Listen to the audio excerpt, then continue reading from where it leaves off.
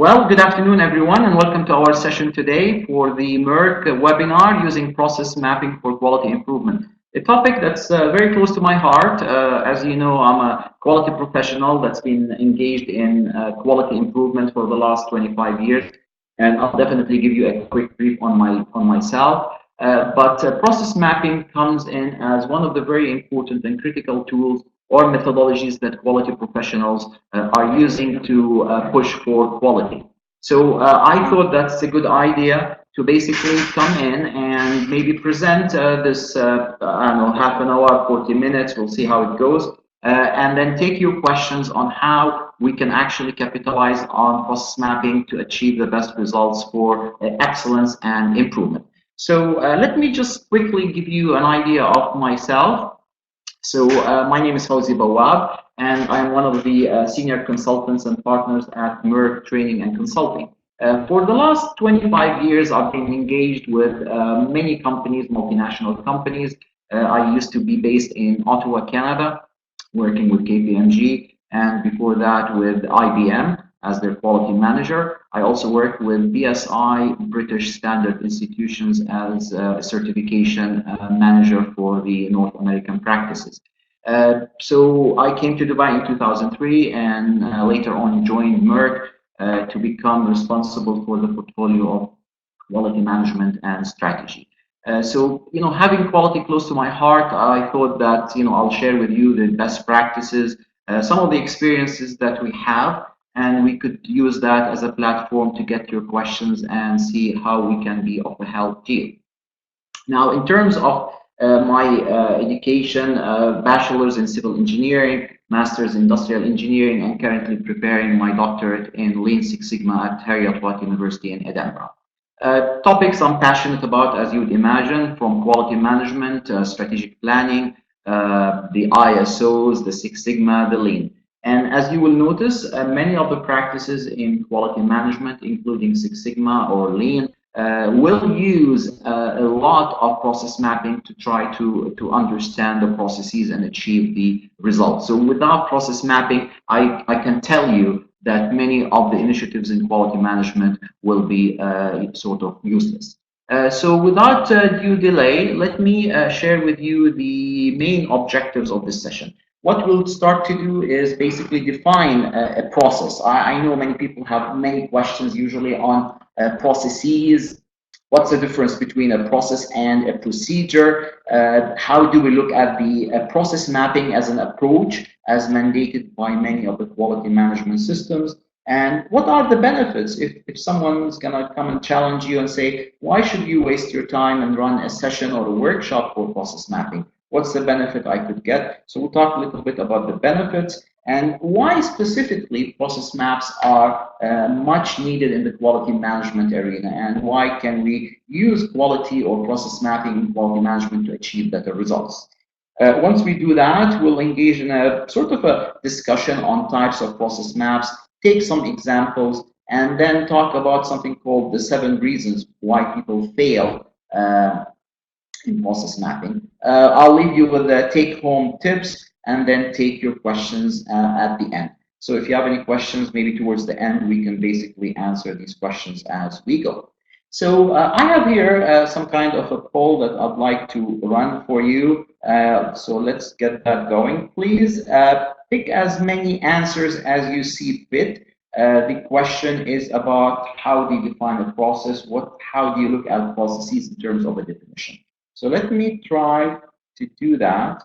And I think, let me see if I can start the poll here. Okay, so you need to basically pick from the above list, or the below list in this case, what would be your definition for a process. So you pick as many as you can. Is it a metric for quality? Is it the methodology on its own? Is it an illustration of flows? Is it used for improvement? You could have more than one answer, or a group of activities, procedures, which together achieve a specific goal. So I see your answers coming in, and I'll give you some time, and then we'll end voting and see the results. Yeah, I see lots of good things happening here.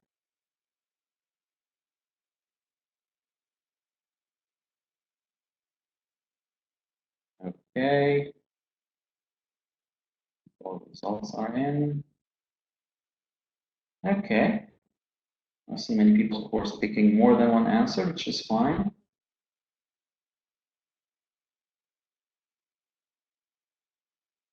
Okay, so results are out. Elections, I mean the process. Okay, all right. Okay, let's end the voting and then see the results and see whether we have some answers here. So let me share with you the results. And here we go. So the results are showing here that many of you are picked the group of activities and procedures. And indeed, if you look at the results here, 60% of you said it's basically a group of activities, which is actually the case. Because the whole aim of having a process map in an organization is to guide people to get results, to achieve a specific goal, whether opening maybe an LPO or conducting a hiring process or issuing a security permit or whatever. It is basically a group of activities now / procedures, because yes, procedures are part of processes. And there should be an end or result to get that. So I believe, yes, 60% here said that that's true, and I agree with that. Use for improvement. Yes, one of the main purposes of using process maps in quality management in many of the projects is to guide you through the identification of the bottlenecks, of the lean issues, we call them, the waste, the non-value added. So many quality professionals will start their exercise by engaging the process users by an exercise of process mapping. So indeed, I mean, that's one of the main reasons why we use process maps in quality. It is for improvement. Some people just want to know the flow. How does a flow or a transaction flow from one area to another, from one department to another? So there is a tool in process mapping that can do that for us. Now, methodology. Is it a methodology? A methodology contains more elaborate steps on how to do things. So what we call a process map, a methodology, I rarely see that. Methodology could be of something like maybe a Six Sigma or a Lean Six Sigma methodology, or a plan, do, check, act, one of the Toyota ways or Deming cycle used in quality. So maybe, I'm not sure whether we can call it a methodology on its own. Metric for quality or of quality, again, if I present you with a process map, can you really give me a score? Can you give me something? There are better ways, of course, to show how we can measure quality using certain indicators. But a process on its own, a process map on its own, will not give you the metric of quality or score that we can compare it with others. So with that in mind, let me start with some presentations here or some slides for discussion, if you may. So here's a process definition. And as you see here, it's a measure. Again, what does it measure? Does it measure the flow, the distance, maybe the time? You can have it through something we refer to as value stream mapping, one of the techniques under Lean. We can look at the operations and processes and departments involved. Again, it can help us, and this is one of the main aims, to identify any inefficiencies, errors, non-value added. Japanese call it MODA, or non-value added. And eventually, I would like to use a process map to enhance effectiveness, communication, collaboration, and innovation. So all the good stuff that people look for, we can actually achieve by a process map. Now, again, doing a process map is time consuming, I have to tell you. It is engaging in terms of having the right people in the room to do the process maps. It's not going to be perfect from this first run, so we'll tell you a little bit about our experiences and my experiences in doing process maps. Now, one of the gurus for quality, Dr. Edward Deming, Not sure if you've heard the name, but he is one of the gurus for quality management that worked with the Japanese to actually revamp their quality management system through the introduction of statistical techniques. He worked with them in the 50s and 60s, and he has something to tell you. So here we go. So he's saying a bad system will beat a good person every time. So what does that mean? A system, including the processes. If you have very good, competent people, loyal, motivated, and they're always faced with bad processes, complicated processes, what do you think the result would be? Again, if you go and ask any person that's been in that situation, you'll hear frustration. You'll hear that, we're lost. We don't know how to do the job. So the whole idea of getting a system in place and a process in place is critical to the success of any organization. So we're actually saying, focus on your processes. And this is what Deming said in the 50s and 60s in Japanese. Rather than using inspection or checking the aftermath of a process, build quality within processes. And this is what's been driving us as quality professionals, is to try to identify the process, understand it, and then try to improve it to get better results and a lower cost. So again, ISO 9001, one of the quality management system, well known worldwide, they insist as part of the requirements to actually engage in a process approach within the organization, i.e. to actually apply a system of processes. And they ask organizations to actually identify the processes, the critical core processes and support processes, and try to show the interactions. Now, the best way I've seen in my experience of audits and helping organizations to achieve this, they build process maps. Now, there are different levels of detail, but they become the roadmap, the blueprint on how they run their business, and from that, they use it for improvement. Another definition here, process approach to improvement, that comes from the ISO, where one of the cornerstones of ISO 9001, for an organization to function effectively, it has to identify and manage linked activities. This is a requirement, just taken directly from the requirements. So you need to identify the resources and how you manage them to make the transformation of inputs to an output. And whether in a service or whether in a manufacturing unit, this applies as a way to improve the output and reduce, of course, the non-value and reduce cost. ISO process approach, we basically tell organization, are you using the process approach? What does that mean? It basically tells me that, have you identified your processes? Have you identified the linkages to support processes? Who is the process owner? And what are the customer requirements that you're using to transform your inputs to outputs?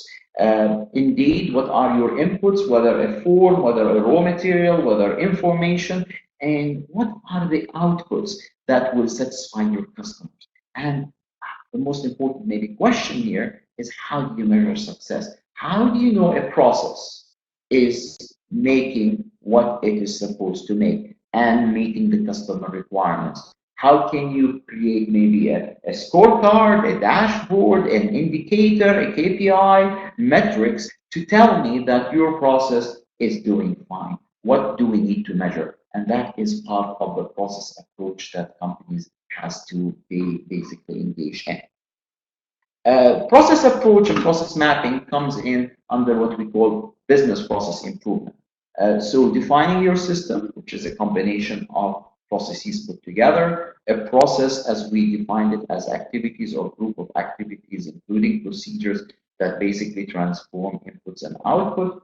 Core processes in an organization, it is their core business. What do they do for a living?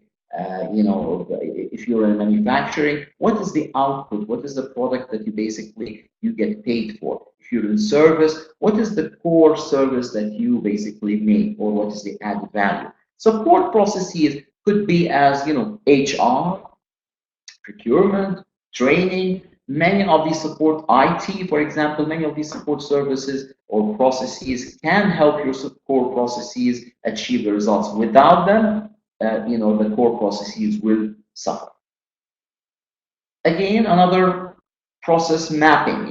People say, what is process mapping? Well, it is in a simple format, and this is taken from the ISO definition. It is a description of the interaction between processes of the quality management system. Now, how would you describe that? How would you do that? Well, you basically have to present it in a text. Some people do process mapping in a text. They explain a process. Well, maybe we can do a visual, and that's what people like. That's what people prefer. So if you come here and we tell you, what is a process map? Well, it is a visualization of what needs to happen or what is happening.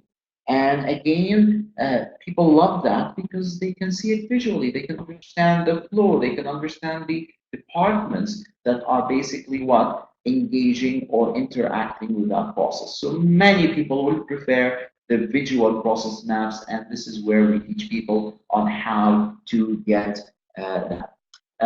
I'm just checking here.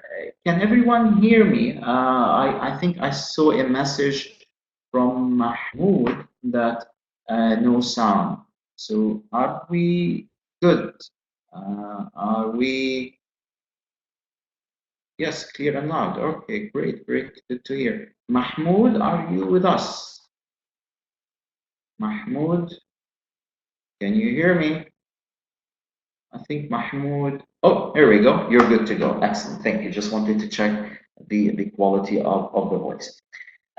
So visualization becomes, a necessity in doing process maps because people can immediately relate. They can see the whole process in front of them, and they can make changes. They can discuss with their colleagues on what needs to be done. Now, why would we use that?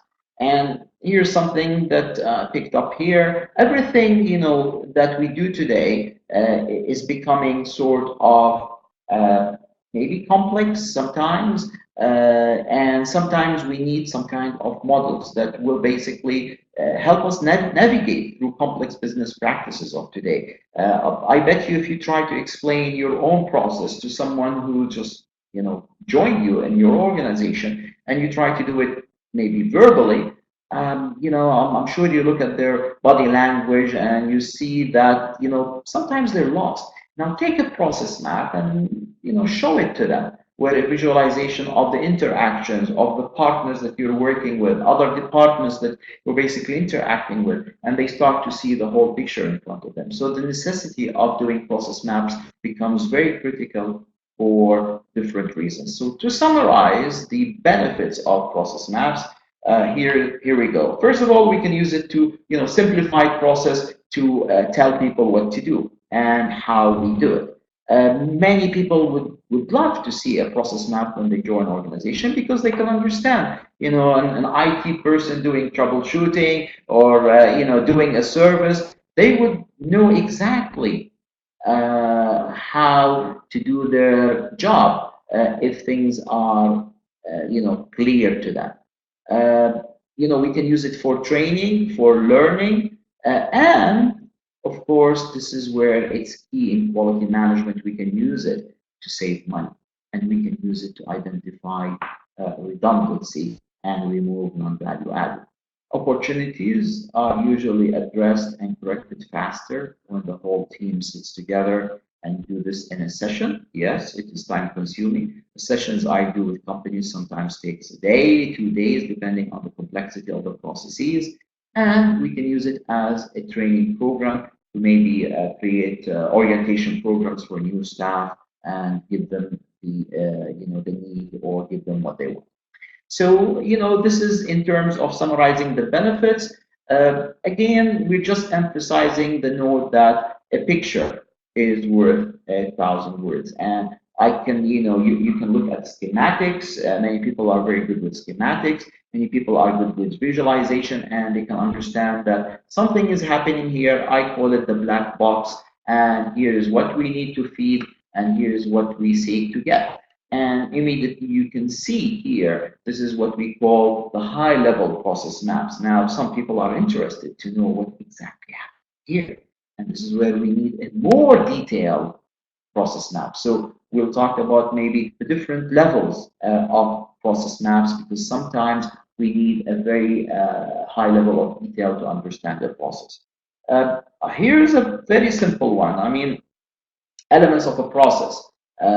This is you want to start your car, you want to take a trip, get to work, or go somewhere. So what do you need? You need your car, you need your gas, you need your key, you need the driver, and then there are certain steps you have to do. You do them, and then what happens? The value added of what you did here is getting you from A to B, i.e., trip is made. Now the question is this the process? Is it done efficiently? Is it done effectively? And what type of indicators can we use to look at the measurements? Can we look at the time? Can we look at the cost? Can we look at the number of steps? There are so many things that we can look at, and we can assess. We can compare processes together. I mean, there's a faster way that we can do this process. Is there a better way? And this is what quality professionals are engaged in, i.e., Kaizen or improvement. Now, here is someone that you might know. Okay, so again, I'm just emphasizing the point. If you do not have an understanding of the process approach and the interactions and the steps, you will not be able to basically understand how things are going. And without that, your quality assessment and your improvement is going to be what? Useless. It's going to fail. And I see this in quality management. I see resistance sometimes in some of the projects in quality management where people just want to spend the time. They want to do process maps. Why? Yeah, it's time consuming. You need to bring them in. You need to organize the venue. You need to get the process users engaged. And sometimes their answer, we're too busy. We're doing work. But you want to improve work. So you need to take the time, and you need to basically engage to do that. Without that, you see failures, you see people, what we call it, the jumping into the solution without looking at the process, which basically will sometimes change the process, but not to the better, but to the worse. Understanding the process approach, as we said, it is the application of a system of processes, and this is where people say, are you using the process approach? This is what they mean. Did you identify them? Did you map them? Do you have the interaction done? In quality management, one of the cornerstones of quality management is continual improvement. Without process maps, you cannot do continual improvement, and this is where they insist with the requirement to do that. The process characteristics of doing processes, interactions with top management, human resources. So all of these items need to be identified in your processes. And as we said, the objective of doing processes is Kaizen. Kaizen is Japanese, which means change for the good. So when someone is asking you, can you please conduct a process Kaizen? Can you Kaizen the process? They basically mean, let's do the improvement. So how do we do the improvement? You tell them immediately, I need to do the process map. I need to create a baseline for what we refer to as the as is, the current situation of your process. So we'll talk about the current situation in a minute.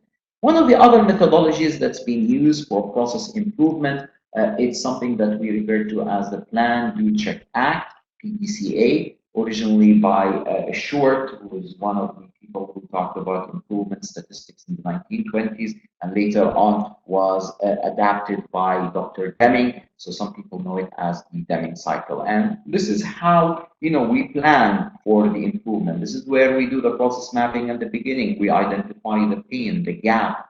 And then once we identify the gap, we move to the doing, where we suggest some improvement and treatment for the process.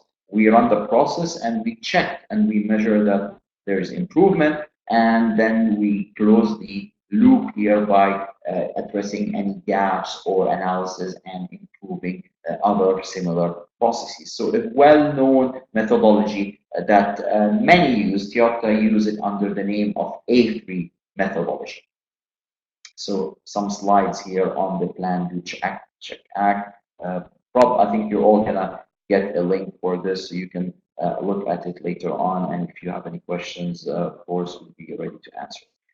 One of the key elements why we do process analysis and mapping is this. What type of non-value added activities can you see in your processes? So if you think for a minute now of a process that you are in, what type of non-value added activities that you basically identify, and maybe your customers will identify, and they will tell you, why am I doing this? I could be doing this faster. Why do I have to sign this piece of paper? Why I have to check this again or twice or 3 times, maybe sometimes in the process?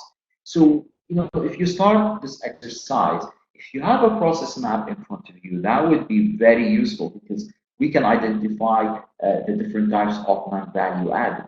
And as an example here, here's an example. We call it waste. So if you look at material, if you look at machine, if you look at quality, if you look at safety, if you look at management, some people challenge meetings, waste in meetings. And I'm sure many companies would have a number of meetings where they will have to challenge, why do we have so many meetings?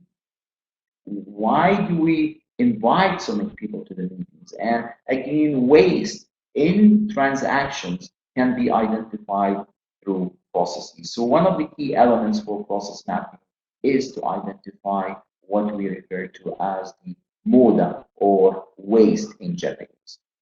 So how do we start this process? Well, in a summary, we start by selecting a process that there is a need to do that. You basically go to a doctor or physician, and there is a need, there's a pain. So we teach people how to identify pain, and sometimes it's straightforward to find sick processes, because you've got complaints, you've got processes that are unable to meet their service level agreements or SLAs or KPIs. And once we see a deviation or a gap, then that process is a candidate for improvement. Key questions we ask before engaging in the process mapping. We talk about the purpose. Why are we doing it? Who's driving that process mapping exercise? Who will be using? Who is the audience? So I call them past dialogue. Past dialogue. So the first one is purpose, defining the purpose. Why are we doing it? Are we doing it for improvement or documentation? And then who will be looking at it? Who would be getting it? And who's the audience? Determining the standards for content, templates for doing the processes, and then the scope and the boundaries. This is very important, because this will help us define later on the level of detail. When I engage in process maps, we want to understand, where does it start, where does it end? Otherwise, you'll end up in a very long exercise, and you don't want to map everything in the organization. So you want to isolate the sick processes, and you want to identify the beginning and the end. Once you do that, you define the level of detail. So, do you want to do the forest view? Do you want to do the ground view? Do you want to do the tree view? You want to just get an idea? So there are different process maps for doing this. And again, this usually will depend on the audience that will be getting that process map. We want to get the information. Now, do you go and get a written text? Do you go and interview people? You go on the floor and talk to the people about the processes. So Japanese call it go to the gamba. Gamba is the floor or the ground, i.e. I see someone saying no sound. Yeah, okay.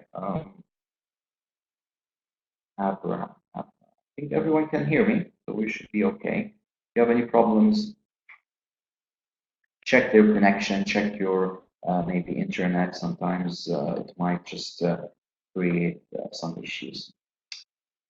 Okay, great. So I think maybe it's a connection issue or maybe internet just interruption. So we were talking about the past dial, and as we said, we need to gather the information. Now, again, there's a question here that we need to discuss. What type of information do we need to gather? And the more information that you need, of course, it's going to be more time consuming. So we talk about the people involved. We talk about the flow, the handshakes with the departments. We talk about the measurements. Now it might get tricky because sometimes you need to measure, you need to get what we call statistical information about the processes behavior, and this is more time consuming. And then how would you record that information? So the R is how would you record that? And of course, check if you need any other data, and then you come and you start your process map. So this is what we call preparation steps. These are questions that we basically, talked about in more detail, of course, in our sessions. And we talked about how can you ensure that when you run the process map exercise, it's going to be very effective and you will get the results that you need. You don't want to get into an exercise and you discover that you haven't scoped very well the processes. You don't have enough details. So you want to make sure that everything is in place. So we spend lots of time actually talking about the past Dairo model. Here we go. People say, so what types of process maps or mapping tools are available? We can talk about, the very simple flow charting that many people are familiar with. We can talk about spaghetti diagrams, we call them, because they actually reveal movement, they reveal the flow, and they show sometimes the excessive movement between areas or people going to do things. We can do swim lane or functional deployment where they show you departmental interaction, individual interaction. We can do something called value stream maps under lean studies where they're more thorough, they're more detailed, they have their own lingo, but we also get information and numerical information about these processes. We can use value-added MVA analysis to identify what we refer to as the 7 types of waste. So lots of these tools, and we spend time talking about each one of them. So I picked a couple of them, actually. I picked SIPOC, which is done in high-level process mapping in Six Sigma, and another tool, very nice tool called the Turtle. So we'll talk about these two tools in more detail in the next slides. And here is an example. I mean, tons of softwares right now that can do this and clean it up. Although we do encourage people to do what? To do it manually first with the group, get it done, and then you can clean it up using any of the softwares available. So to have these fancy charts and colors and shapes. So this is where you can do all of this within a software. But we do encourage first to do it manually. So as I promised, we will talk about Abdurrahman, unable. Abdurrahman, double check your connection, unless it's a problem with everyone.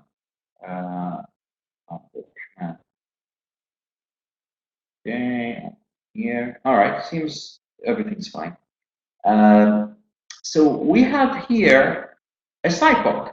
Now, a SIPOC is a well-known tool used in Six Sigma courses to identify the forest, the 30,000 feet of a process. SIPOC, again, stands for defining the suppliers engaged with the process, defining the inputs needed to get the process going, defining the process steps, and we usually recommend that the process steps are summarized within 6 to 8 steps, mainly describing the flow. And then what is the output? You could have more than one output, but usually, you will have one main output that is adding value or expected. And then, of course, after that, you have the customers that are getting it. So if you take this shape and you present it in a table, people use tables, diagrams, and you can do it for anything, doing an omelet cycle. And you can say, okay, what do I need? Sending my car for a service. doing any process that you're doing today, you can cycle that and you can get an idea of what happens. So I have an example here. So here is some kind of a credit risk group, and this is where credit ledger data. You have analysis. You have see monthly. What's the output? Monthly financial what forecast or reports, right? So it is monthly finance and accounting, all right? So it is under what? Under the results, right? Under the reports. And then you have who's getting it? Well, the CFOs, the controllers are getting that. So this could be like, the monthly preparation reports for, a financial report. You can do it for anything that you want. It's basically identifying, if you see here, these are all inputs. Now, if you don't have this, if this section does not send you what you need, you basically will have a delay. You will have an issue. So this is a very good, diagram, maybe to scope a process map where maybe someone is complaining about not meeting the deadlines or the SLAs for getting the output. So you want to get more details about the process. So we might take this process and then do another type of a process where we can do what? Maybe a flow chart, or maybe do something called a swim lane analysis. And I think I have a swim lane somewhere here. Okay, I'll show you this later on, but here's a swim lane. So here is the as is. We can take that process and then move into a higher level of detail to understand why do we have delays here? Why are we getting bottlenecks here? Maybe they're understaffed. Maybe they don't have the right system. Maybe their system is breaking down all the time. IT, right? We don't know. This is where we start asking the right question in such a way. So it's a very nice tool, high-level tool, used in many methodologies, as I mentioned, including Six Sigma. Another nice tool that people know as the turtle. So the turtle is basically another visualization of what are the inputs, what are the resources needed, whether it is software, whether it is infrastructure, buildings, and then we can talk about the people, qualifications, skills, and we can then talk about the policies and procedures, and then we can talk about the criteria that you use to measure. So let me show you how it goes here. So here's my process. You just write now the name. You can use it for audits. You can use it for consulting. This is where you want to get information maybe from the process users. And you start asking them about the process, listing what they have, asking them about the inputs, asking detailed questions about the types of input they have. You ask them to look at the procedures, methods, policies are here, who's doing the job, level of training, competencies, and what is the output. And then, of course, how do we measure it? What are the KPIs and information? So we have nice templates that basically, can do this, and people have to engage in doing this process. Again, process mapping is fun because you do engage many people. You get them to participate. They feel part of the discussion. They feel part of the solution. It's done through presentations. I've conducted with many clients many of these sessions. I'll share with you some pictures here. So as you can see, groups are engaged in presentation, working together here. So it's a team exercise where many companies, actual companies, banks, oil and gas, services, government, are doing this to become better in what they do through the challenging, I call it the challenging of the process. So, lots of that stuff is being done as we speak today in many organizations, and it becomes key for improvement. As we said, this is what I refer to as the swim lane, and you can see the lanes. That's why they call it the lanes. And it's now we're defining the as is. We call it the as is because this is how it is today. This is how we read it, or this is how we got it from the users when we did the exercise. The second thing we want to do after this exercise is to create something called what it should be, which basically will be the improvement from the as is to the suggested or should be. And this is where you engage the stakeholders and the management to get approvals on the new process and then changing all relevant procedures. Fun, engaging, team-based. So why do people fail when they do it? Well, here are 7 reasons why people fail in process mapping. Maybe they get into details that's too complicated and they want to do the perfect map, and you cannot do it from the first time, let's say. So they get into the details and the perfection mindset that basically get people to slow down and maybe fail in doing it. Maybe they will just read it from somewhere to discover later on that what they read is not reflected. This is not the current practice.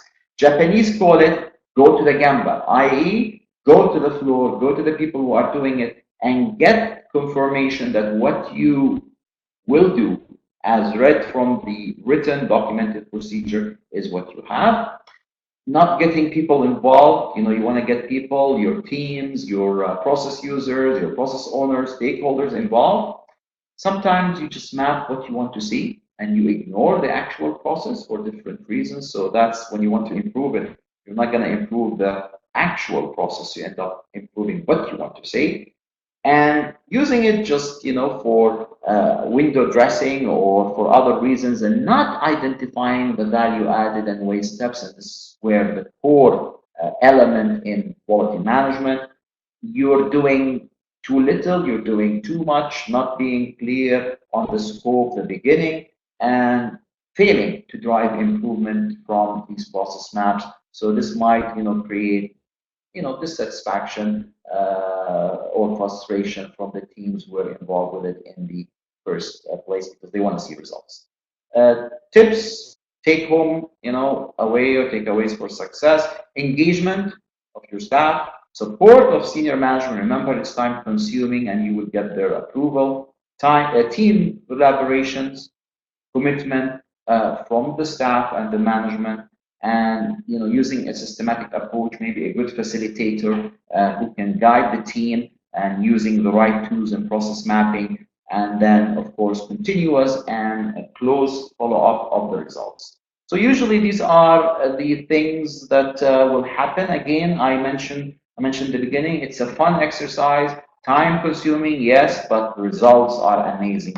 And I see teams getting to that level of understanding where they just stand in front of the wall and they say, I call it the aha moment, where the revelation is in and they can actually look at the process.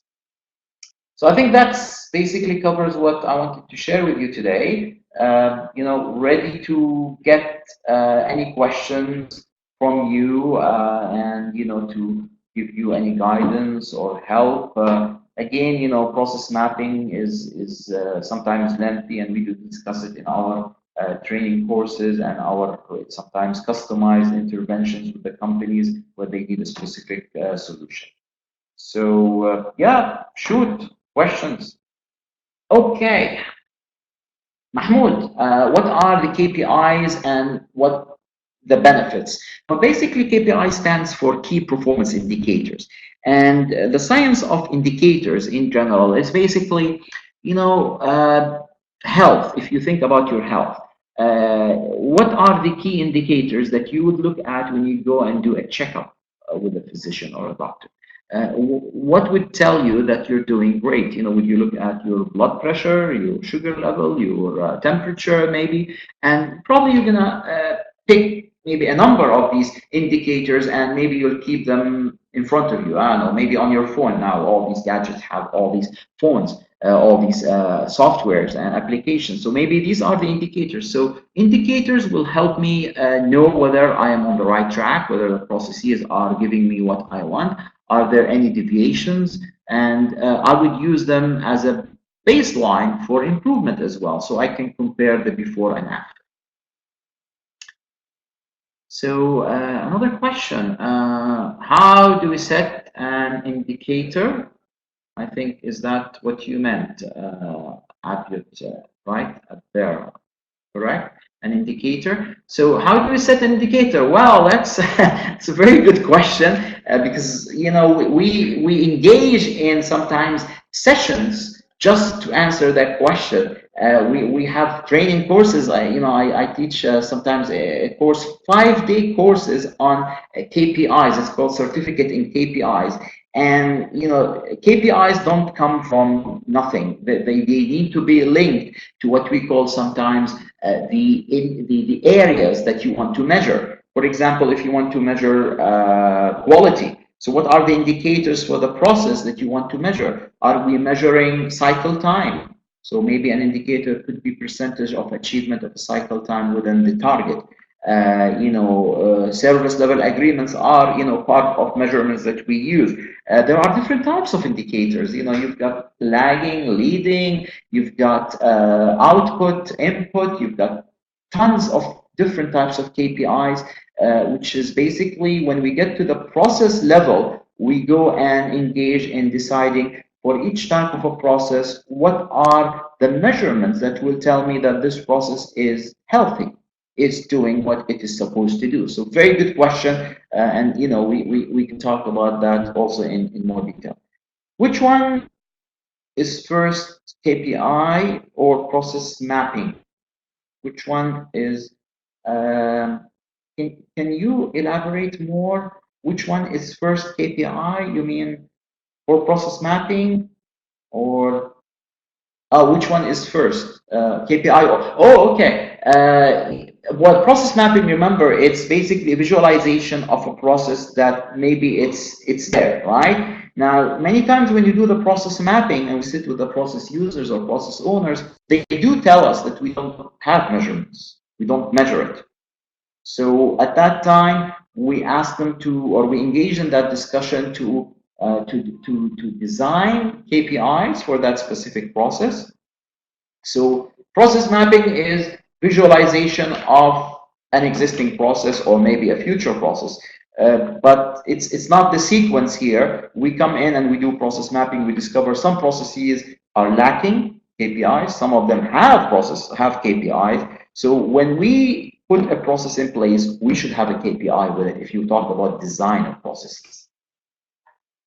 Okay, when to decide? I think Salma had a question. When to decide which approach to use? When you say approach, do you mean, Salma, it's the tool?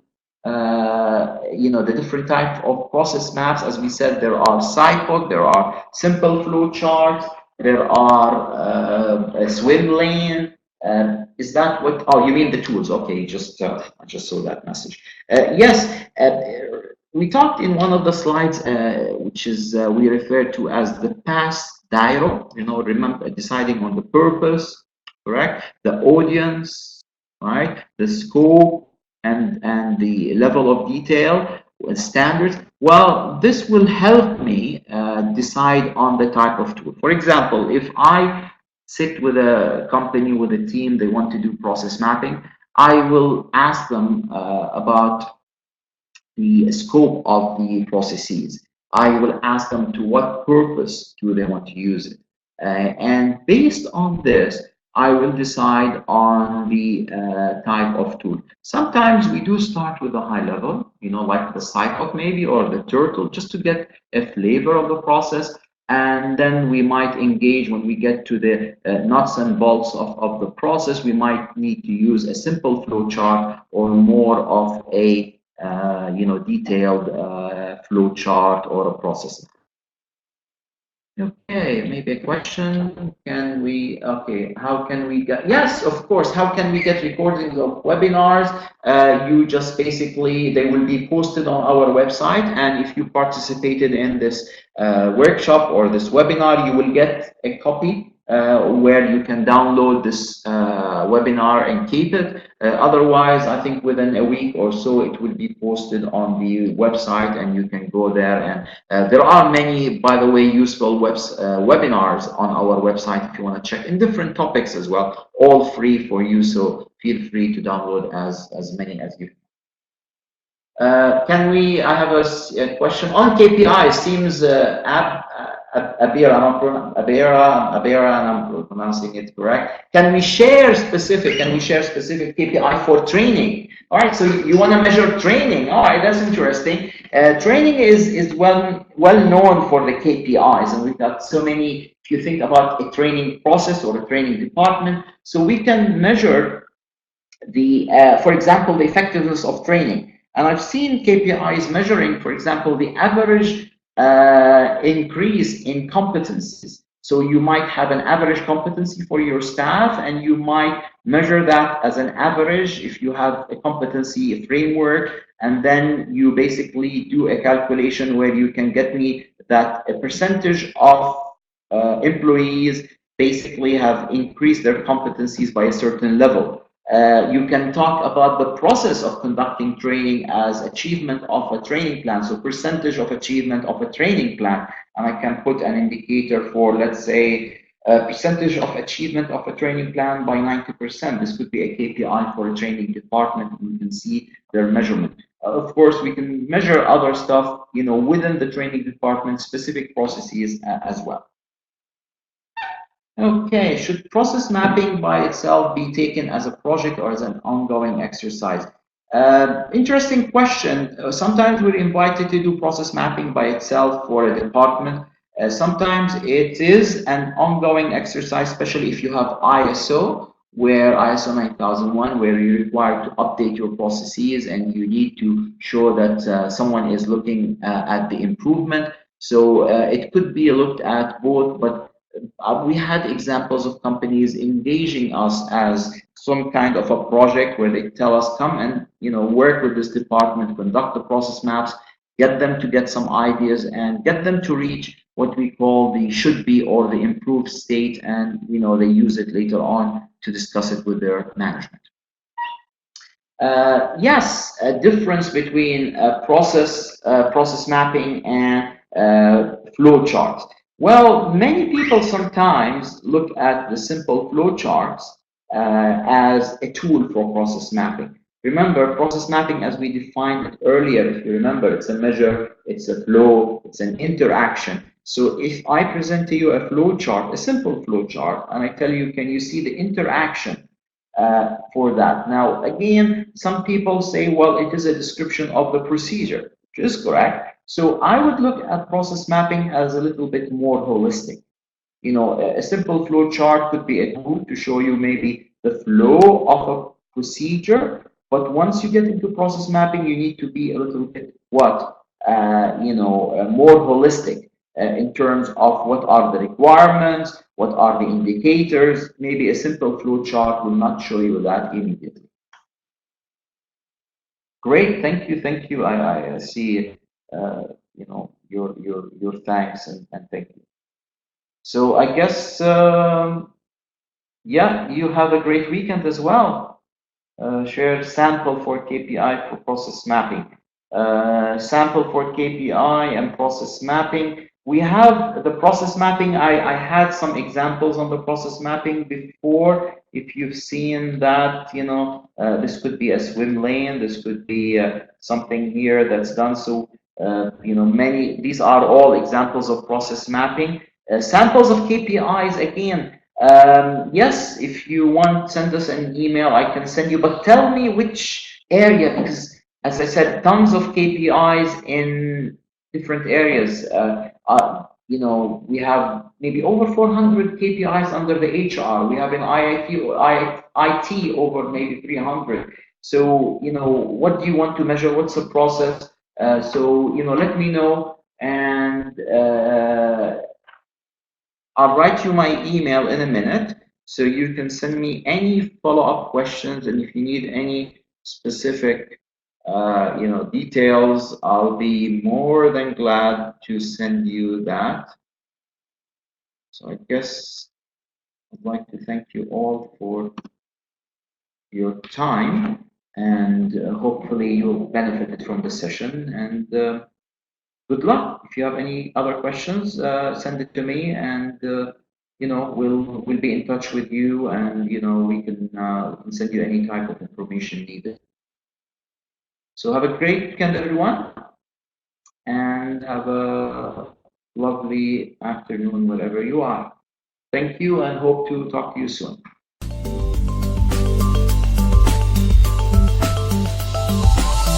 Merck.com